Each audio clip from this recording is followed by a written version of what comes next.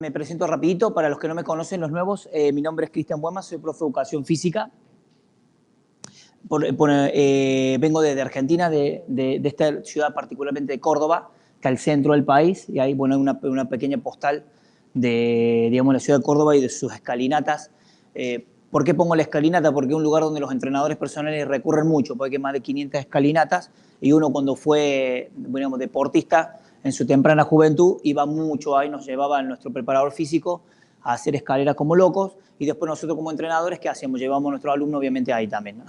A matar en la escalera. Así que una linda postal, cuando pasen por la ciudad de Córdoba, no dejen de visitar las escalinatas del parque, y tienen de ahí una muy linda postal de todo lo que es la ciudad. Soy profesor de Educación Física, formado acá en el IPEF, el Instituto del Profesor de Educación Física, mi titulación de grado, y después fui alumno y ahora muy amigo del profesor Di Santo. Mario, con él prácticamente me formé en el área de entrenamiento para la flexibilidad, entrenamiento para la fuerza y ejercicio físico adaptado, ¿no? Es decir, el ejercicio con orientación terapéutica, que es aparte de lo que me dedico hoy conjuntamente con el alto rendimiento, ¿no? Y por supuesto, en el estudio de las neurociencias. Se está avanzando mucho en el estudio del cerebro y movimiento, así que también es un área que se va a venir muy fuerte para los próximos años. Entonces, además de todo lo que se sabe del músculo y de las moléculas, también todo lo que viene a nivel cerebral. Bien, vamos a analizar hoy un poquito, como les comentaba, el tema del desarrollo de la masa muscular. Y para analizar la masa muscular tenemos que ir desde el principio, que es desde el principio analizar un poquito el tema de la fuerza, ¿no? El entrenamiento de la capacidad de la fuerza es la capacidad como tal que nos va a permitir entender el entrenamiento del desarrollo de la fuerza. Y desde para definir el entrenamiento de la fuerza, o qué es la fuerza como tal, tenemos dos perspectivas para más. Siempre se observa desde el punto de vista de la mecánica, ¿sí? En el punto de la mecánica, donde su fórmula es fuerza es igual a masa por aceleración, es decir, la capacidad que tiene el organismo, en este caso un músculo, de poder imprimir una aceleración a una masa. ¿Estamos? Eso es el punto de vista desde la física.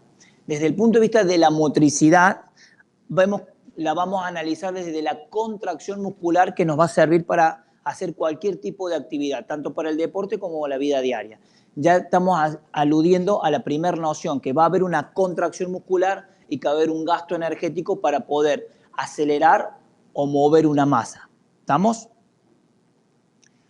Bien, de las definiciones que hemos rescatado, cada autor que tú consultes va a tener una definición diferente de fuerza. Nosotros hemos tomado solamente algunas definiciones de, digamos, autores de referentes en el entrenamiento de la fuerza, ¿no? El primero es Kramer. Hínquenle los dientes a Kramer, la escuela americana de entrenamiento con Kramer, con Fleck, con Mike Stone. Es muy interesante y tienen muchos avances. De hecho, a Kramer lo vamos a citar varias veces durante la ponencia de hoy. Y él definía, ¿no?, la capacidad de fuerza como una velocidad determinada. Es decir, que genera una actividad, un grupo muscular a una velocidad determinada. Esto nos pareció interesante, el tema de la velocidad. ¿Por qué? Porque no es lo mismo mover una carga lenta que mover una carga rápida. La velocidad del movimiento va a determinar factores fisiológicos diferentes. Por ejemplo, si tú quieres mejorar la fuerza rápida en una persona, los movimientos tienen que ser rápidos. ¿Por qué? Porque generas una fuerza inicial que le imprime a una masa, ¿sí? Una fuerza que le imprime un impulso a una masa que la hace desplazar en el menor tiempo posible. Por eso los movimientos, ustedes van a ver, para la gente que entrena para potencia o para ser más rápido, son ejercicios que requieren alta velocidad de ejecución. La velocidad de ejecución hace que haya una activación selectiva de fibras rápidas, ¿sí? Después, quiero comentarles, el cuerpo humano tiene distintas fibras musculares de distintas características. Algunas son lentas, otras son rápidas, ¿sí? Las rápidas son las que necesitas activar cuando quieres moverte rápido. ¿Estamos hasta ahí? Bajo ningún punto de vista entrenarías la velocidad a alguien haciéndolo mover lento. ¿Por qué? Porque activarías fibras lentas, ¿tá? En la hipertrofia, lo que vamos a ver hoy en el desarrollo de masa muscular, el movimiento van a ver que son tendientes a ser lentos. ¿Por qué? Porque necesitas tensión a nivel muscular, necesitas mantener el músculo bajo una determinada tensión.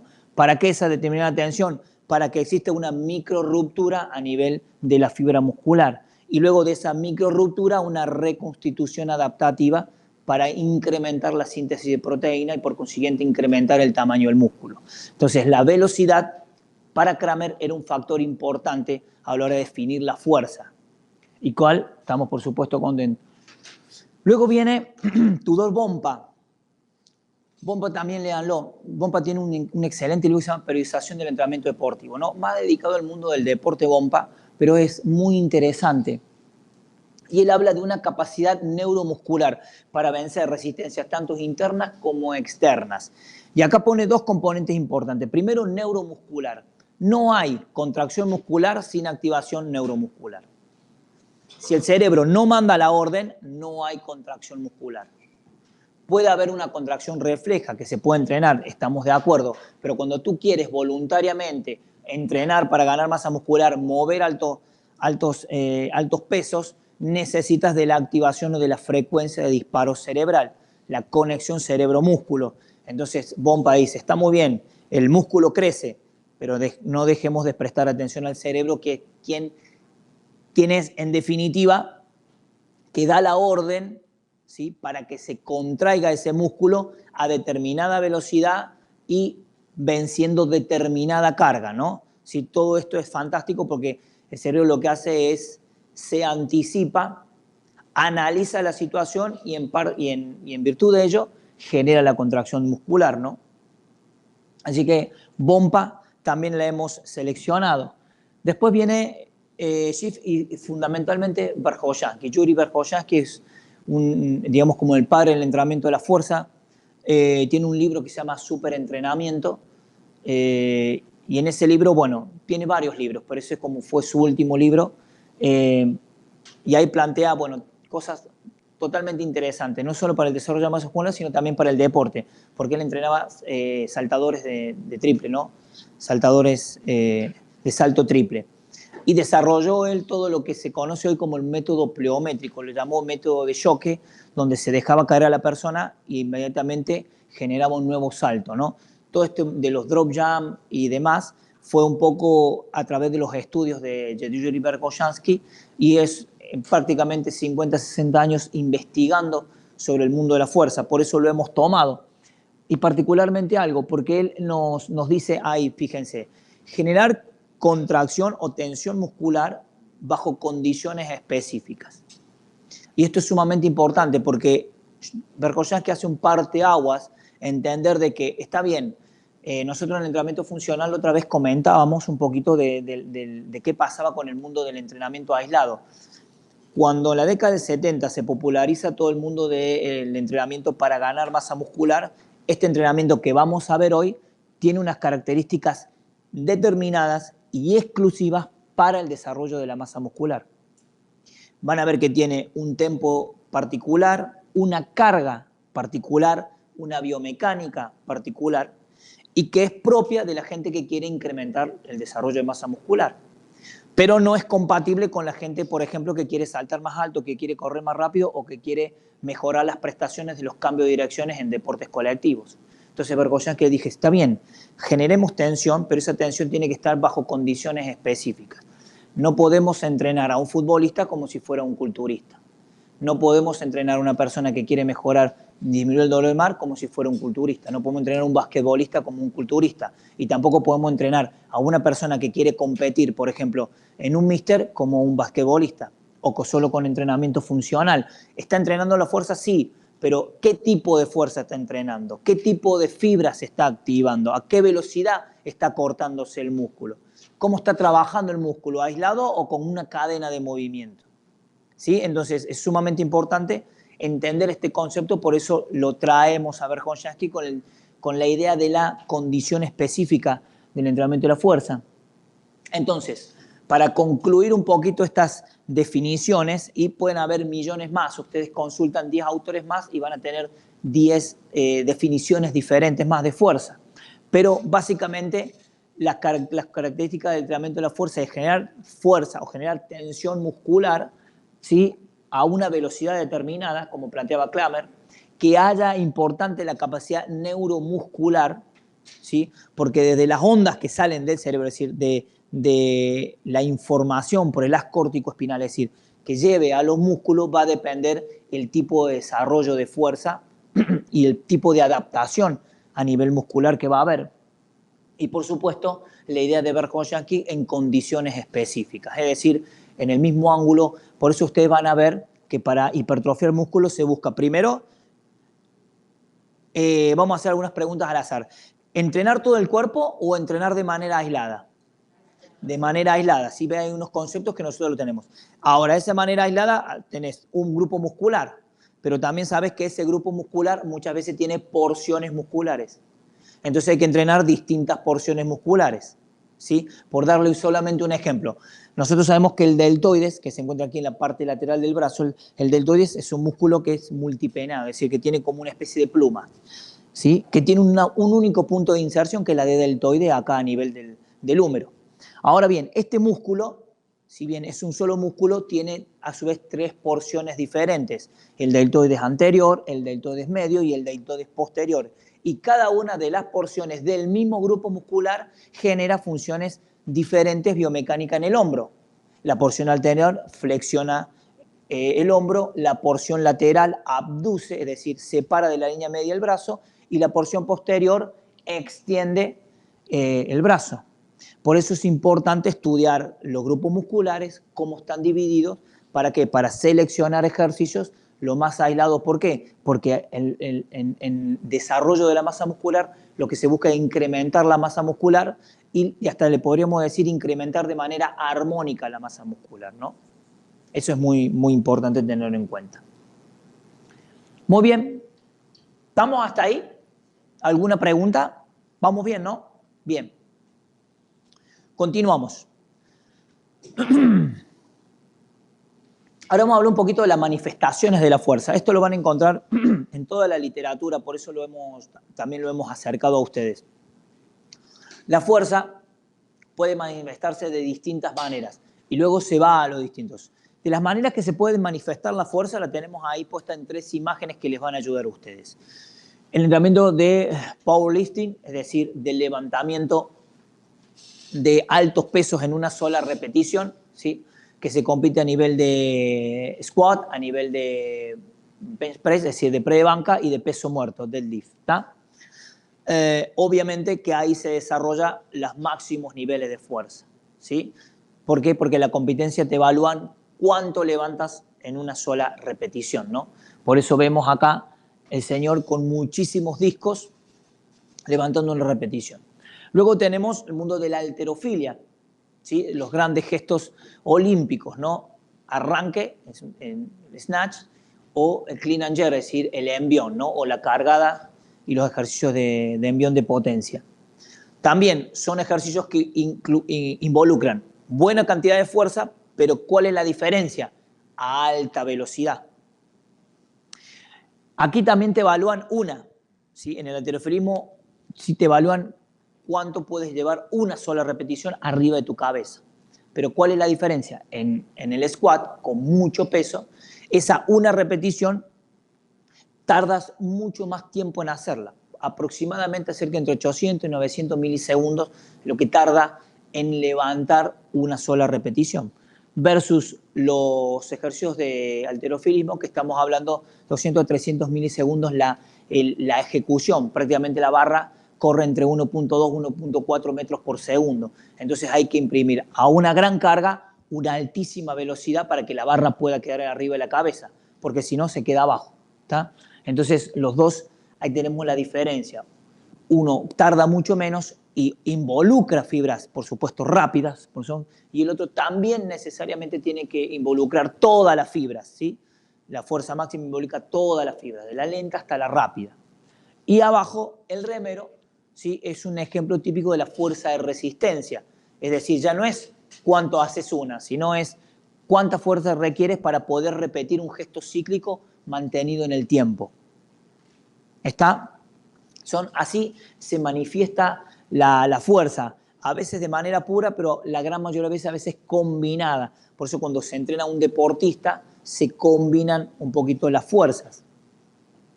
Entonces acá tenemos fuerza máxima, fuerza rápida explosiva y fuerza de resistencia. En el mundo del desarrollo de la masa muscular, ¿dónde nos vamos a mover?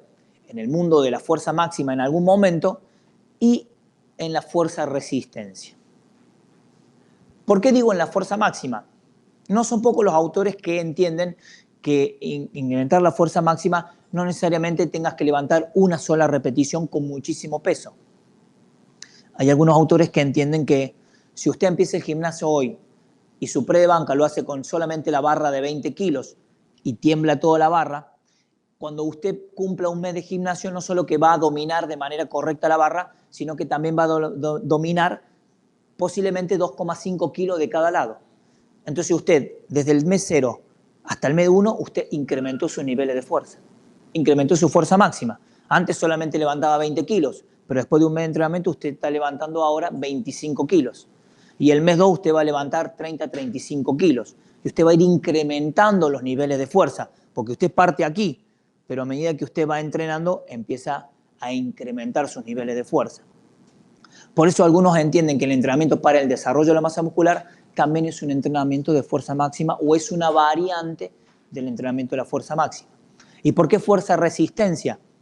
Porque todos saben, y sobre todo los que han hecho en algún momento plan de volumen para incrementar masa muscular, son sesiones bien extenuantes, de muchas series, muchas repeticiones, pero concentrada en una zona del cuerpo particular. Entonces tenemos que incrementar la resistencia del músculo a ese alto volumen de trabajo.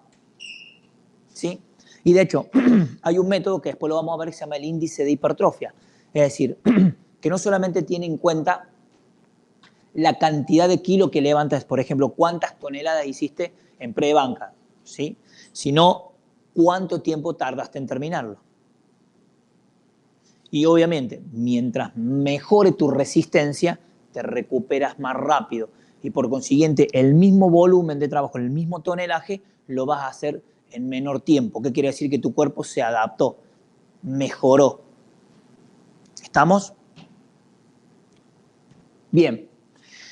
Vamos a comentar un poquito vamos a comentar algunas cositas de cada una. De la fuerza máxima, ¿qué tenemos que tener en cuenta? Que son básicamente factores neuronales. Básicamente lo que se incrementa cuando incrementas los máximos niveles de fuerza es que tu cerebro manda más información en tiempo y en forma. ¿Qué hace? La señal del cerebro al músculo pasa por la médula espinal y ¿qué es lo que va a hacer? Reclutar, es decir, poner en activación todas las fibras musculares. ¿Sí?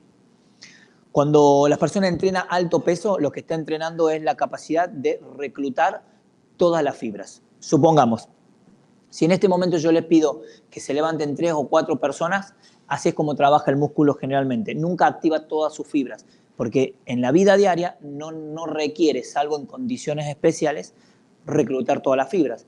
Imagínense si el cerebro estaría todo el tiempo el cuerpo reclutando todas las fibras. Sería un gasto innecesario de energía. Por consiguiente, solamente activa las fibras que le sirven. Por ejemplo, en este caso, ustedes están atendiendo, su cuerpo está erguido y solamente están activando unas porciones de fibras musculares, sobre todo las fibras posturales o antigravitatorias, que le permiten no colapsar contra el piso. Pero todas las demás están en descanso. Ahora, pero si yo les pido que inmediatamente se paren y hagan 2 o 3 saltos rápidos, inmediatamente la información del cerebro, tras la intención del movimiento, es reclutar la mayor cantidad de fibras que te permitan hacer un salto. O si estás sentado y pasas a empujar un auto, reclutas cada vez más fibras hasta que pone en funcionamiento todas según la fuerza que requiere. Entonces, eso es lo que hace el cerebro, ¿no? Es como si ustedes fueran las fibras musculares y cuando entrenan la fuerza máxima hace que todos ustedes se paren al mismo tiempo. Y eso es todas las adaptaciones neurales, ¿no? Y lo que habla de reclutamiento de fibras. La fuerza explosiva, ya estamos hablando de que el factor tiempo entra en juego. ¿Qué quiere decir? Que puedas reclutar, ¿sí?, todas estas fibras o las que necesite, pero en el menor tiempo posible. ¿Sí? Esto habla de la fuerza explosiva. Y esta es, digamos, como la capacidad principal que se entrena en el mundo del deporte. ¿Vamos? Por eso recordamos a Verkhoyan, que es muy difícil entrenar la fuerza explosiva haciendo movimientos lentos. Para hacer fuerza explosiva hay que hacer movimientos rápidos. Y viceversa, cuando alguien quiere construir masivamente masa muscular o en un periodo lo que se llama de volumen, es muy difícil entrenando la fuerza rápida, porque solamente va a haber una pequeña hipertrofia de las fibras que estás utilizando. Cuando hay una hipertrofia, por lo general, todas las fibras, las lentas y las semilentas, son las que se activan para que el músculo crezca. Y la tercera manifestación es la fuerza de resistencia, ¿sí? Es decir, la capacidad de mantener un determinado nivel de fuerza durante el tiempo que requiera. Cuando empiezan los entrenamientos de volumen, cuando empiezas a hacer más series, más repeticiones, empieza a aumentar la resistencia del grupo muscular. Por eso cada vez ustedes ven que los planes empiezan más. El mes siguiente no solo que vas a tener más repeticiones y posiblemente más series, sino también que le vas a subir entre un 5 y 10% de la carga. ¿Por qué? Porque tu músculo ya se volvió resistente, se adaptó. Entonces tienes que seguirle entrenando. Y entrenarlo durante 3-4 semanas al músculo es hacerlo resistente, capaz de tolerar una determinada fatiga en un determinado tiempo o con determinada carga, en este caso con determinado volumen de trabajo, ¿no? Entonces eso hace un poco la resistencia, vendríamos a ser en este apartado estético, digamos. Si te toca entrenar a un corredor, obviamente la resistencia es que pueda mantener un alto ritmo de carrera y acortar los tiempos. Si se te toca un velocista, la resistencia ¿qué es? Sobre todo en el entrenamiento. Si un velocista compite en una sola prueba, sus 100 metros, pero en todo proceso de entrenamiento va a acumular mucho volumen de trabajo de alta velocidad y de velocidades supramáximas y velocidades inferiores. Es como se lo prepara. Entonces, la resistencia es muy importante. Y si te toca algún deportista colectivo, fútbol americano, rugby, fútbol soccer o hockey sobre césped, cualquier deporte, lo que lo vas a entrenar a tu deportista es a resistir altas cantidades de movimientos rápidos y explosivos. Es decir, no querés que cambie una sola vez de ritmo, querés que cambie de ritmo en el partido 150 veces y con calidad. Entonces, esa es la idea de la resistencia, que no solamente tiene que ver con la resistencia aeróbica, cuánto corro más o cuántos minutos más aguanto corriendo, sino tiene que ver también con los gestos. ¿Cuántas veces puedes hacer el mismo gesto con calidad a pesar de la fatiga? Esa es la idea de la resistencia. ¿Bien? Preguntas. ¿Estamos hasta acá? ¿Sí? Bueno, yo sigo avanzando. Ahora nos metemos un tema lindo. Después de haber visto un poquito la idea de la fuerza, lo que es la fuerza y las manifestaciones de la fuerza como tal, vamos a ver ahora las adaptaciones biológicas o adaptaciones fisiológicas que ustedes tienen en su manual del entrenamiento de la fuerza. Básicamente tenemos dos, neuromusculares y estructurales. Cuando entrena la fuerza, tiene dos tipos de adaptaciones, neuromusculares, estructurales. El análisis de todo el día de hoy se va a centrar en lo estructural, es decir, cómo hace para crecer un músculo, que estamos en el módulo de desarrollo de masa muscular. Lo neuromuscular tiene que ver con estas cuestiones que les comentaba un poquito hace un rato y sobre todo con el entrenamiento de la fuerza máxima. Incrementar el reclutamiento de fibras tiene que ver con todos los aspectos nerviosos. Para gente que solamente levanta altos pesos, no. Para todos, las adaptaciones neuromusculares están siempre presentes. De hecho, entre las primeras 5 o 6 semanas de entrenamiento de cualquier persona que empiece un gimnasio, las primeras adaptaciones son estas, neuromusculares. Y dos, coordinación intramuscular dentro del mismo músculo e intermuscular entre los músculos. Por eso una persona que empieza el primer día y la barra de 20 kilos se mueve para todos lados, a la semana siguiente esa barra ya está controlada. ¿Por qué? Porque incrementó, ¿sí?, los efectos neuromusculares del entrenamiento. ¿Qué quiero decir? Intermuscularmente e intramuscularmente. Intramuscularmente, ¿por qué? Porque ese sujeto recluta más fibras musculares, pone más fibras en acción para el mismo movimiento. Y segundo, porque los músculos que intervienen trabajan de manera más eficiente. El músculo que empuja el protagónico, digamos, en este caso en un press de banca, el pectoral mayor y secundariamente acompañan el deltoides y el tríceps para la extensión del codo, el tríceps en la extensión del codo, trabajan de manera mucho más eficiente. Quien tiene que empujar, los músculos antagónicos que tienen que relajarse para que se pueda producir el movimiento, y los músculos que estabilizan los núcleos articulares. Eso es sumamente importante. Entonces, por eso el periodo de adaptación es sumamente importante. Lo que buscamos en la persona son adaptaciones neuromusculares.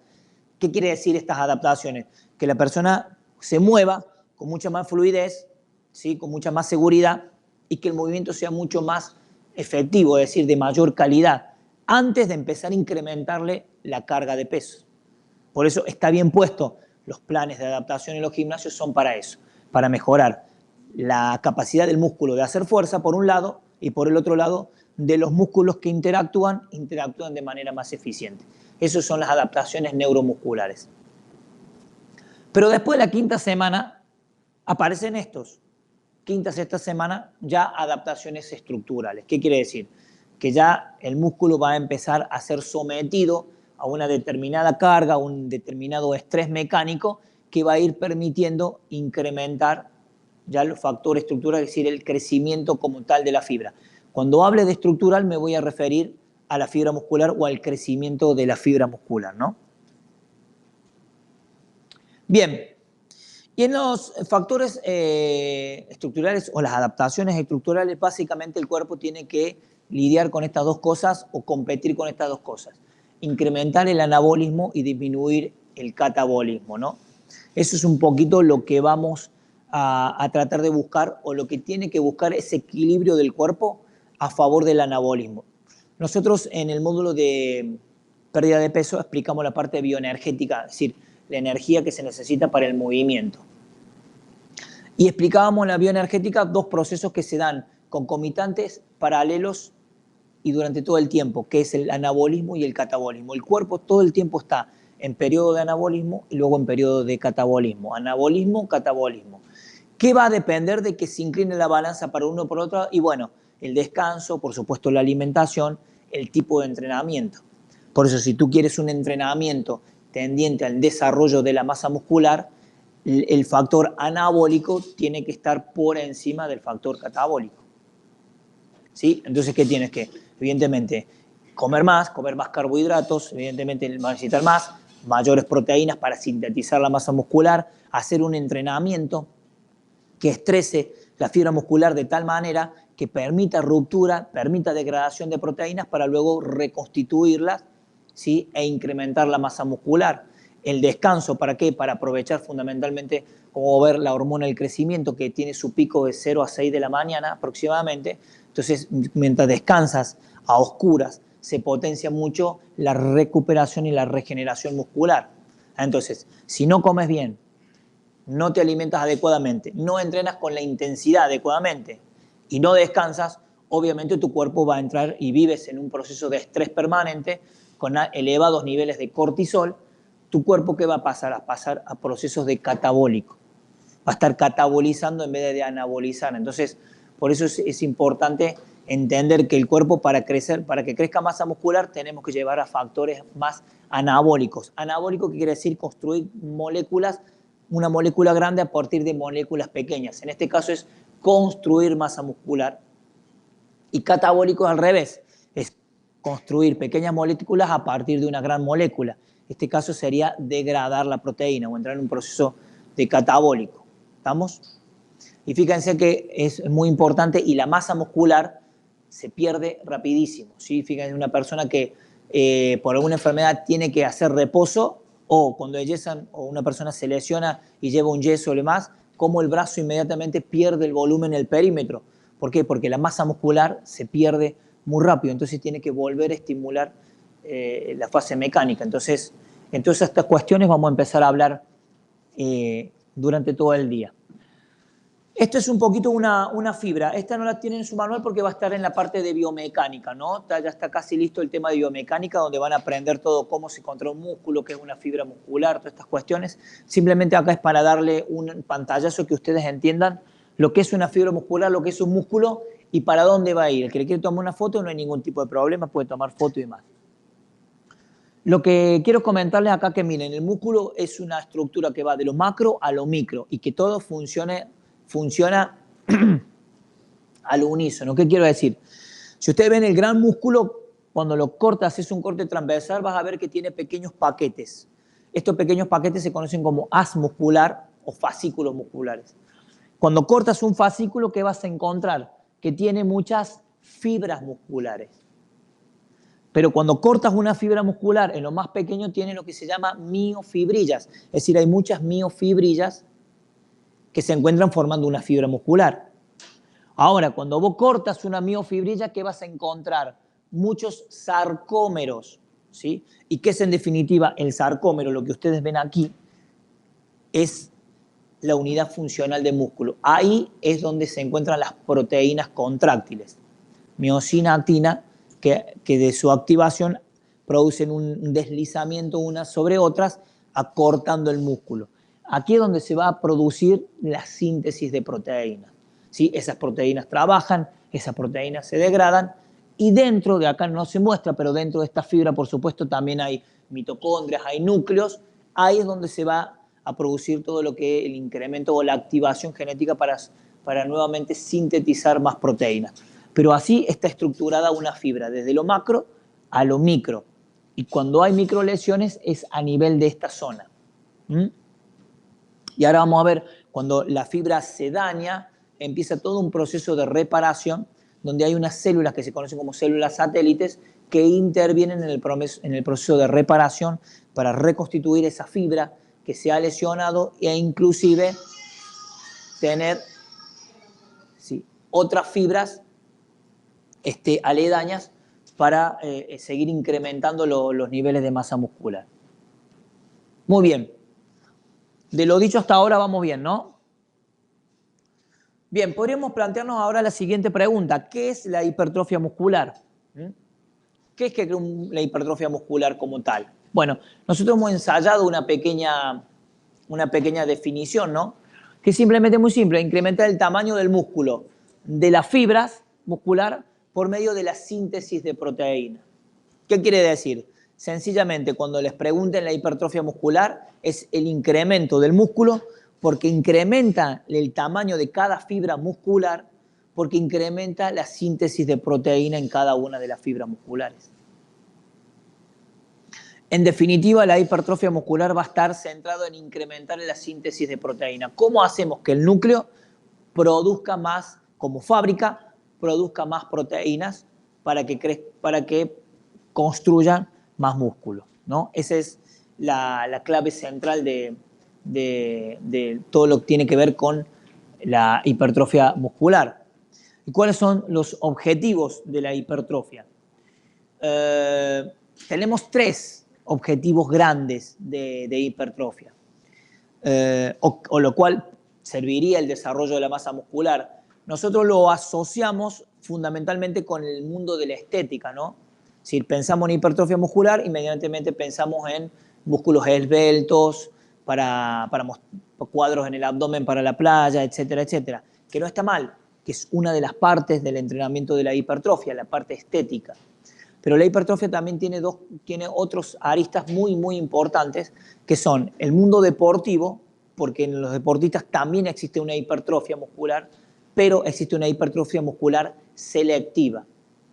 Cuando tú haces una disciplina o entrenas por una disciplina deportiva, vas a hipertrofiar solamente las fibras que necesitas para esa disciplina.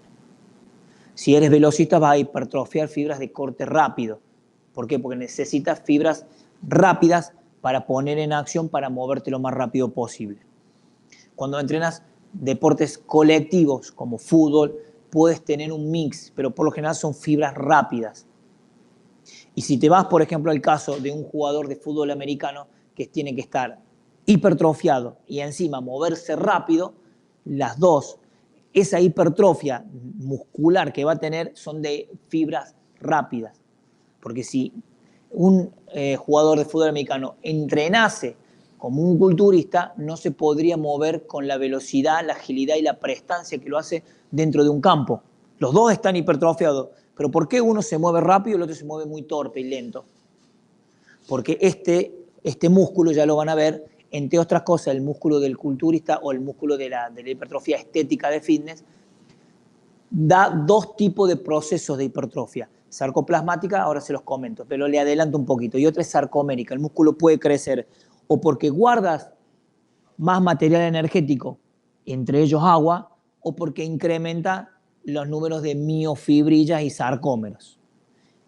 Cuando buscas un deportista como un rugby o como un jugador de fútbol americano o como cualquier deportista, es la segunda hipertrofia, que tenga hipertrofia sarcomérica, es decir, que tenga más proteínas contráctiles, que esas proteínas se activen lo más rápido posible. Cuando estás en el mundo estético, es indiferente las dos tipos. Por lo general vas a tener un mix de las dos. ¿Sí? ¿Estamos hasta ahí? Muy bien. Y por supuesto, a nivel de salud, hoy en día la masa muscular cobró un auge muy importante en su estudio porque en la salud lo requiere muchísimo. Entonces ya sabemos que un deportista necesita hipertrofia, sabemos que la estética requiere hipertrofia, pero la salud hoy en día es capital, digamos, como les comento en el módulo de pérdida de peso y de poblaciones especiales. No se puede entender hoy, por ejemplo, tratar la problemática de la diabetes, tratar la problemática de la hipertensión, tratar la problemática del sobrepeso y la obesidad sin la masa muscular. Hoy el tejido muscular cobra una relevancia sumamente grande. ¿Por qué? Porque hoy se sabe, y como se los comento, que no solo existe una obesidad por incremento de grasa a nivel corporal, grasa intraabdominal y grasa subcutánea, sino que también existe una infiltración de grasa dentro del músculo que hace que ese músculo se vuelva catabólico, se catabolice, es decir, que se consuma, que muera, que se conoce como obesidad sarcopénica. El músculo se muere, se cataboliza. Entonces tenés grasa por afuera, grasa por adentro del músculo, y esa grasa que está dentro del músculo interrumpe las cascadas de señales, por ejemplo, de los translocadores GUR4 que van a buscar a la glucosa para que entre a la fibra muscular, produciendo ese cuadro de diabetes tipo 2, intolerancia a la glucosa, resistencia a la insulina y diabetes tipo 2 como cuadro ya médico, ¿sí? Entonces, ni hablemos con la gente que tiene osteopenia y osteoporosis, como el profesor Manuel lo supo decir en un seminario benéfico que tuvimos hace poco, la importancia de la masa muscular para conservar la masa ósea, sobre todo en las mujeres cuando viene el periodo pre- y postmenopáusico, es sumamente importante tener la masa muscular. Entonces, hoy la masa muscular es capital. A nivel de salud no puede faltar. E inclusive se han descubierto ya más de 400 mioquinas, es decir, que el mismo músculo no es solamente un órgano estético, sino que es una glándula que produce, una glándula endocrina que produce un montón de sustancias que van a la sangre y que no solo que van a la sangre endocrina, sino que parácrina y autócrina, es decir, que sustancias que generan cambios en el mismo tejido muscular o en la misma fibra. Entonces, hoy la masa muscular no puede no estar. E inclusive en las mismas mujeres también, que teníamos hace unos 10 años atrás quizás el mito de que la chica quería y solo me decía, yo quiero tonificar, ¿sí? Yo quiero tonificar o endurecer. En definitiva, lo que te está diciendo la mujer, que tú no se lo dices para que no se espante, pero lo que uno está trabajando con la mujer es incremento del desarrollo de la masa muscular. La mujer también tiene que hipertrofiar, de hecho debe hipertrofiar la masa muscular, pero lo que pasa es que cuando se habla de hipertrofia se asocia el musculoso gigante y la chica dice, yo no quiero ser como ese hombre gigante. No, mira, no, lo primero que le decís, mira, imposible que puedas hacerlo, porque biológicamente produces cerca de 20 veces menos testosterona que el hombre, es decir, solamente un 5% de lo que produce el hombre. Por consiguiente, es muy difícil que vas a llegar a esas cantidades masivas, salvo que tengas algunos ayudines, algunas inyecciones que te ayuden a que en algún momento te parezcas un hombre. Pero si no, biológicamente, de forma natural, es imposible. Vas a tener una hipertrofia femenina, ¿está? Entonces, por eso es muy importante que la mujer hoy entienda, y ustedes como entrenadores hacen entender a la mujer que tiene que entrenar programas para el desarrollo de la masa muscular. Ya no existe el tonificar con poquita carga, 15, 20 repeticiones, y así la llevo y más el cardio. No, eso ya pasó. Hoy la mujer tiene que entrenar con altas cargas, con cargas que les cueste y que generen cambios y adaptaciones a nivel muscular, porque la alta carga genera tensión, genera fricción, genera compresión a nivel óseo, y eso es lo que genera una osteogénesis, es decir, un incremento de los depósitos de calcio y la salud a nivel óseo. Entonces, es sumamente importante desde el punto de vista de la salud mantener masa muscular. El diabético tiene que tener masa muscular, el hipertenso tiene que tener masa muscular. Si vas a entrenar programas de obesidad, tiene que haber el entrenamiento del desarrollo de la masa muscular. Entonces, hoy la masa muscular es muy importante, entonces hay que tener en cuenta. Por eso el módulo de hoy es importante porque hay estrategias para desarrollar la masa muscular y que entendamos que la masa muscular no solamente es el componente del mundo de la estética. No solamente entrena hipertrofia aquel que quiere subirse a competir. No, no. La hipertrofia muscular la tiene que entrenar todo el mundo. Y más las poblaciones especiales, fundamentalmente, que son las que más que necesitan. Tipo de hipertrofia vamos a analizar 4, pero básicamente encontramos, según la estructura, transversal y longitudinal. ¿Qué hablamos cuando hablamos de transversal? Hablamos que las fibras o las miofibrillas se superponen, incrementando el empaquetamiento, ¿no? Cuando vemos una persona muy fuerte y bien hipertrofiada, vemos que inclusive los ángulos articulares empiezan a disminuirse. Ya no vemos una persona que extiende los brazos, sino que los tiene un poquito flexionados. ¿Por qué? Porque el paquete se concentra a nivel del medio, entonces los movimientos se vuelven más robóticos, menos estilizados. ¿Por qué? Porque es una hipertrofia transversal. Solamente incrementa paquetes uno arriba de otro, que es una adaptación al entrenamiento. ¿Y por qué se da esa adaptación? Porque muchos de los programas para el desarrollo de la masa muscular llevan series añadidas como recorridos parciales incompletos. Es decir, cuando yo estoy estresando el músculo y cuando me estoy quedando sin fuerza, para sacarme un plus más de repeticiones, acorto el rango de movimiento, ¿sí? Entonces, acortar el rango de movimiento va adaptando el tejido conectivo y por consiguiente el músculo se acorta cada vez más. Crece más, pero cada vez se acorta. ¿A esto qué le podemos sumar? Que muchas veces no hay una cultura del estiramiento muscular. ¿Por qué? Porque hay un concepto que es cierto, pero que se entiende mal. Si vas a hacer hipertrofia, no estires. ¿Está bien? ¿O está mal? Bueno, les voy a explicar una cosita. Cuando vos estiras, ¿sí? Las membranas, las fibras, vieron que las membranas son los que recubren las fibras. Bueno, cuando uno estira una fibra, lo que hace es, cuando yo entreno congestivamente, por ejemplo, termino mis 4 ejercicios de pecho y luego voy y estiro el pecho. ¿Qué va a pasar con ese grupo muscular? Con el pectoral específicamente. Cuando se estira, la fibra muscular comprime, se alarga el músculo, las fibras presionan el fluido, es decir, el citoplasma, y como un efecto de esponja hacen que ese fluido se vierta fuera de la fibra muscular. Y cuando uno hace hipertrofia, vamos a ver que necesitamos lo que se conoce como el ácido láctico, ¿sí? Es decir, que es un efecto metabólico. El ácido láctico y otros metabolitos que tiene el músculo que sirven ¿para qué? Para crear la ruptura de fibra o hacer que se degrade más rápido la proteína para luego recuperar toda esa proteína y recuperar más, que es como va a crecer el músculo. Entonces, si yo después de hacer hipertrofia inmediatamente estiro el músculo trabajado, lo que voy a hacer es evacuar ese ácido láctico y metabolitos más rápido y me voy a quedar sin la posibilidad de tener ese remanente para seguir desnaturalizando proteínas. Entonces, ¿cuál es la estrategia? Estiras el músculo que no trabaja, porque si hay algo que te da la hipertrofia es que no todos los días trabajas todos los músculos. Es imposible trabajar todos los músculos un día.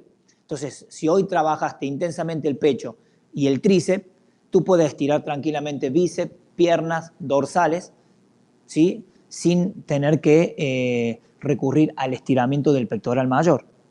Y al día siguiente, cuando te toque trabajar dorsal y bíceps, vas a estirar tríceps y pectoral del día anterior, pero no inmediatamente después. Sí, lo que puedes hacer es, en la entrada en calor, elongar el músculo, ¿sí? Para que te permita buen rango de movimiento y para que permiten que las fascias musculares se alineen y no haya lesión, y luego, sí, inmediatamente te pones a entrenar. Pero ya no estiras ese músculo a posterior, ¿sí? Sino que lo estiras al otro día.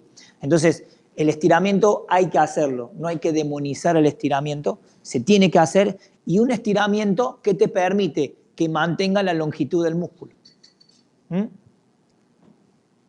Déjenme avanzar un poquito más. La hipertrofia longitudinal hace referencia al crecimiento en lo largo del músculo, en la longitud del músculo. Ya no crece el empaquetamiento, sino lo que crece es más estilizado la musculatura. El Pilates, por ejemplo, es un gran ejemplo de una hipertrofia estilizada o longitudinal. ¿Por qué? Por la sencilla razón de que entrena la fuerza con grandes rangos de movimiento. Entonces, para entrenar la hipertrofia longitudinal, ¿cuál es la clave? Amplios rangos de movimiento. Si yo, por meter más carga y romper más fibras, acorto el rango de movimiento, hipertrofia transversal. ¿Está bien? ¿Está mal? No, está bien. Ahora, ¿qué tendrías que hacer? Inmediatamente después poner un ejercicio donde rompas o genere una hipertrofia a nivel longitudinal. Pero si tus 4 ejercicios del mismo grupo muscular son todos a recorridos parciales y cada vez acortando el recorrido, ¿por qué? Porque quieres usar, por un lado, o más carga, obviamente mientras más carga, menos rango de movimiento, sobre todo cuando la articulación entra en una zona digamos, una zona de riesgo, o acortas repeticiones porque querés congestionar más el músculo. Pero entonces tienes que distribuir los ejercicios para que, si vas a hacer press, donde el recorrido está limitado por la barra, tu siguiente ejercicio tiene que ser una apertura o un Cristo. ¿Por qué? Porque te permite un amplio rango de movimiento. ¿Sacrificas carga? Sí, sacrificas carga. Pero ¿qué es lo que te da? La estilización muscular. ¿Estamos? Y ahí puedes combinar con los dos tipos de hipertrofia. Obviamente Pilates trabaja con amplio rango de movimiento y la carga, cada vez que incrementa la carga, incrementa en virtud de la amplitud. ¿Sí? Si yo en esta amplitud ya puedo hacer una extensión, cuando incremente la carga la voy a incrementar, pero en virtud de este rango de movimiento. No es que voy a incrementar carga, pero voy a quitar rango. No, el rango de movimiento tiene que ser lo más amplio posible, o por lo menos llegar a una zona de riesgo. Ahora les comento un poquito la... Entonces, miren, para trabajar la hipertrofia longitudinal, ahí tienen las prescripciones. Que de hecho, ahí donde dice tempo, es sumamente importante y mañana lo vamos a ver en la práctica. 4-2-2. La carga ya van a ver que es carga poca. Ustedes cuando me digan, profe, pero si la carga de hipertrofia son cargas bien elevadas. ¿Por qué para hipertrofia longitudinal es poca carga? Por la sencilla razón que con 30-40% de la RM tú puedes controlar la carga a un amplio rango de movimiento. Cuando la carga es muy elevada, 60-70%, que sería la carga óptima de hipertrofia, la posibilidad o el riesgo de lesionar la articulación es alto. Entonces, no le pones mucha carga y juegas con este tempo, 4-2-2. ¿Qué quiere decir? Ustedes van a ver que hipertrofia por lo general es 4-0-2. 4-2. 4-2 en tiempo. Para hipertrofia longitudinal le van a agregar un 2 segundos en el medio. 1, 2, 3, 4, acá, donde prácticamente queda 1 o 2 puentes cruzados de proteínas activas que te mantienen la carga, vas a aguantar 1 o 2 segundos para que se estire más. Y desde ese rango vas a generar la concéntrica 1-2.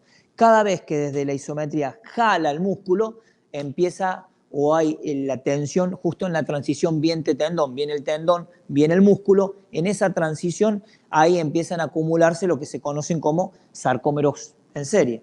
Ideal, por supuesto, con trabajo de poleas y dispositivos. ¿Estamos? Las poleas son ideales y los pesos libres también. O dispositivos como el TRX, los tremendos de suspensión, también son muy interesantes para trabajar. Las máquinas, por lo general, algunas sí, algunas no, pero digamos el 95% de las máquinas están todas diseñadas para no empezar de rango amplio, por una cuestión de seguridad articular. Entonces, si vos al pec deck, es muy difícil que un pec arranque acá atrás. Por lo general todos arrancan desde la posición del hombro para adelante. ¿Por qué? Porque la virtud que te da la máquina es que te da mucha estabilidad y te permite usar mucha carga. Entonces, arrancas desde rango donde puedes mover mucha carga, ¿sí? Pero los pesos libres ya no. Los pesos libres ya dependen del control neuromuscular y articular del sujeto. ¿Estamos hasta ahí? Muy bien. Entonces quedó, ¿no? 4-2-2 para la hipertrofia longitudinal. No solo que tenemos que utilizar poleas o rangos amplios, sino que ese rango traten de dejarlo 2 minutitos. Por ejemplo, cuando vas al famoso pullover, cuando se ubica en el pullover, ¿no? Acostado con la carga y vas. Bueno, cuando vas completo, bajas en 4. Luego dejas 2 segundos de isometría en el rango y luego 1-2 segundos para cerrar nuevamente el ángulo.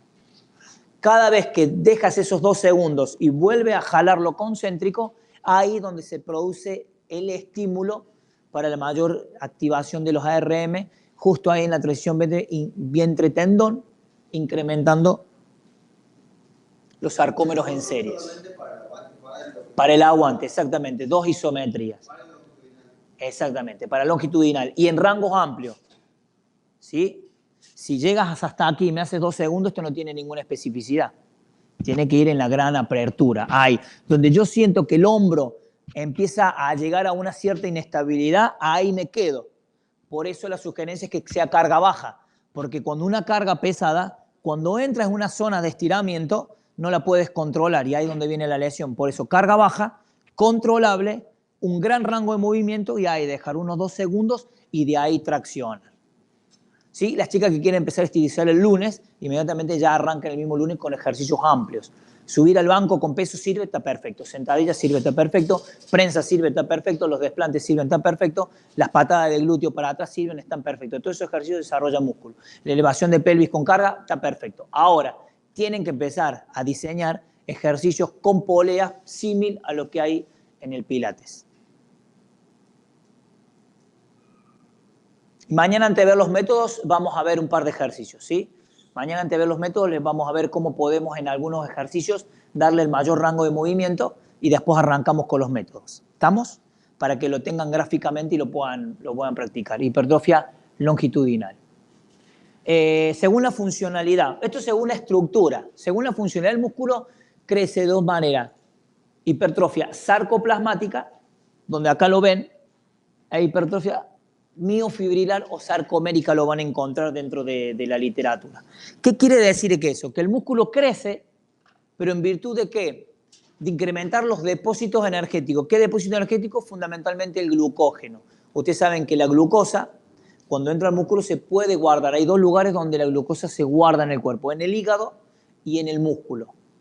Cuando entra al músculo, la glucosa es una molécula que ya se conoce, esto no va a ir en el manual, por supuesto, pero que tiene niveles de osmolaridad, es decir, ¿qué tiene que ver? La cantidad de soluto en un solvente. Si soluto es sustancia sólida en un solvente, en un líquido. Cuando entra la molécula de glucosa, se guarda, incrementa la osmolaridad intracelularmente, entonces del medio celular. Lo que hace para compensar ese equilibrio, el cuerpo acarrea moléculas de agua. Por cada molécula de glucosa acarrea moléculas de agua dentro del músculo. Por eso cuando el músculo tiene más energía, guarda más glucosa, también guarda más agua, se vuelve más pesado. Hipertrofia sarcoplasmática, una hipertrofia que se da mucho, no con tanto peso, sí se da con menos carga y más repeticiones. Es un poquito más acuciado en las mujeres. Las mujeres tienen mucha hipertrofia sarcoplasmática. ¿Por qué? Porque suelen hacer rutinas donde hay varias repeticiones, ¿sí? Y las cargas no son tan elevadas. Versus la hipertrofia miofibrilar. Lo que me preguntaban recién, esta es la que hay que buscar en un deportista. ¿En esta te va a servir? Sí. ¿Por qué? ¿Qué te serviría la sarcoplasmática? Por ejemplo, en un nadador, la sarcoplasmática te ayudaría. No por el peso específico, sino por los depósitos de glucógeno que guarda, ¿sí? Porque son altamente anaeróbicas los trabajos y tiene un alto gasto de glucógeno. Entonces, por ejemplo, en un nadador tienes que buscar un punto medio entre las dos. Que haya más fibras que trabajen resistentes, pero esas más fibras a su vez guarden más glucógeno cada una. ¿Para qué? Para permitirte generar mayor energía en condiciones de anaerobiosis. En el mundo de la hipertrofia, sobre todo de deportes colectivos donde necesitas alta masa muscular, por supuesto la miofibrilar, rugby, fútbol americano, necesitas este tipo de hipertrofia, porque necesitas que haya buena masa muscular y que esa masa muscular se mueva rápido.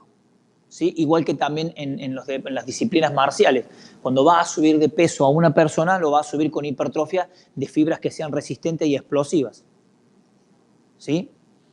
Esos son funcionalmente. Ahora vamos a ver un poquito, antes que cada una, cómo la podemos, o por lo menos tiene un orden de entrenamiento. La fibrofibrillar incrementa el número y el tamaño de fibras musculares o de miofibrillas y sarcómeros. Toda esta estructura crece.